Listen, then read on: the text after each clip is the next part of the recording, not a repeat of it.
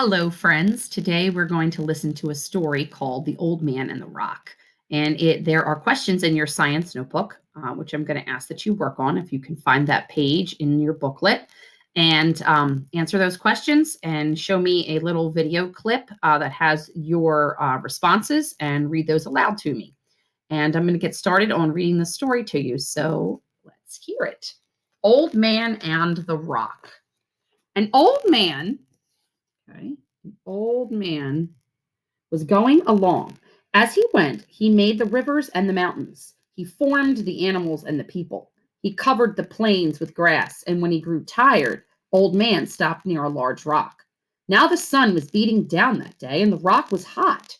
Old Man threw his robe over the rock before he climbed up to nap. And after he woke, Old Man was so warm that he decided to leave his robe behind. "You have let me rest on you," he said to the rock. All the things Old Man had made could understand him when he spoke. "Take my robe as a gift. Keep it always." Then Old Man went on his way. Soon it began to rain. Old Man did not like to get wet. When he met a coyote, he spoke to it.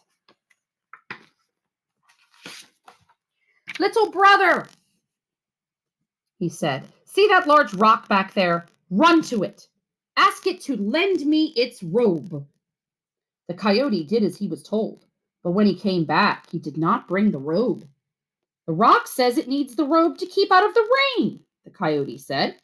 It made Old Man angry to think of the rock staying dry while he got wet, so he went back himself and pulled the robe off the rock. "You will be out in the rain all your life," he said to the rock. "The rain will not hurt you. I only wished to borrow this robe that I gave you, but because you were too mean to share it, I will take it back."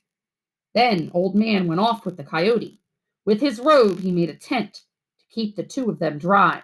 Soon they were quite comfortable, but when the rain stopped, they heard a strange noise.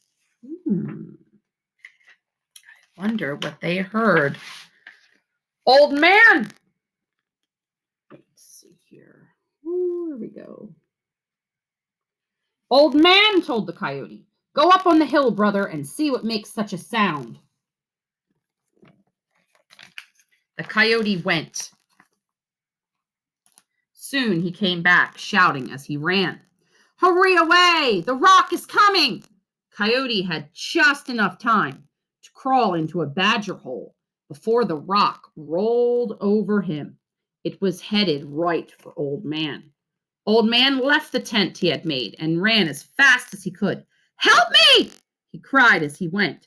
All the creatures Old Man had made heard him. Nearest was a herd of buffalo. They ran and butted the rock with their heads, but the rock did not stop.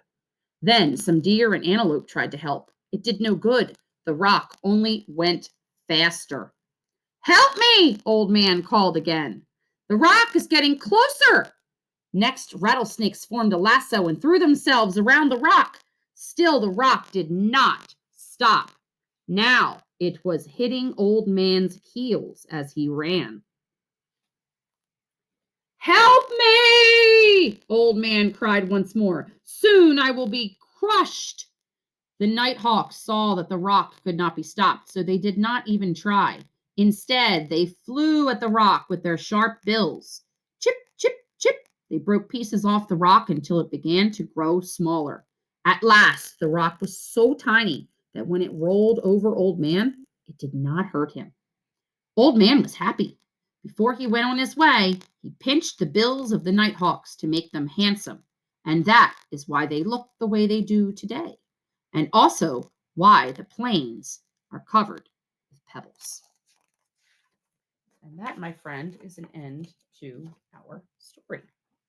Now is your time to look inside of your notebook, and you're going to answer these 5 questions. Okay, is it true that rocks get warmer in the sun? Is it true that Old Man would get very warm sleeping on the rock? If the rock were a person, did it do the right thing by not returning the robe to the old man? Do you think it was right for Old Man to take back his robe after giving it to the rock? And how do you think the old man should have behaved? And how do you think the rock should have behaved? How could this problem have been prevented? Can't wait to see your responses. Have fun.